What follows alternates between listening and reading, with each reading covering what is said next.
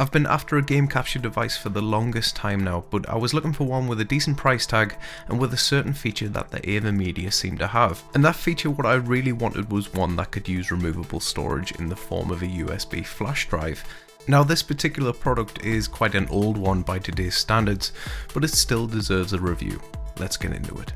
So here we have it. This is the C281, not quite an Elgato Game Capture HD, but I actually really quite like the design of it.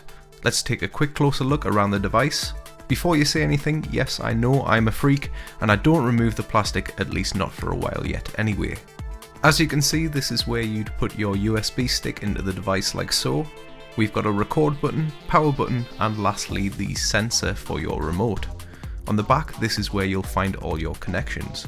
Towards the top, we've got our component video connections for the TV out, and on the bottom for our game in. Pretty straightforward stuff. Connecting up the C281 is relatively straightforward and will take you around 10 minutes to get everything set up and ready to record.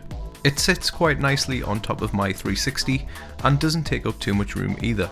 You also get this remote control with it, and they actually supply you with the batteries for it also, which is very nice of them. So what about the actual quality of game capture footage you can get from the C281? For the most part, I've been pretty happy with it.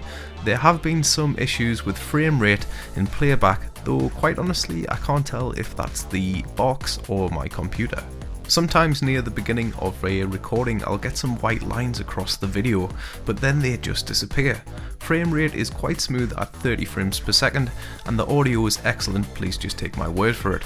I recorded this footage onto my Kingston 8GB USB drive and I had around an hour of capture time available at the highest setting, which I thought was pretty good and more than enough. I think for the price at this moment in time it is probably worth considering. If you're on a budget that is, but if you can wait a little bit longer, you'll probably see the other ones coming down in price also.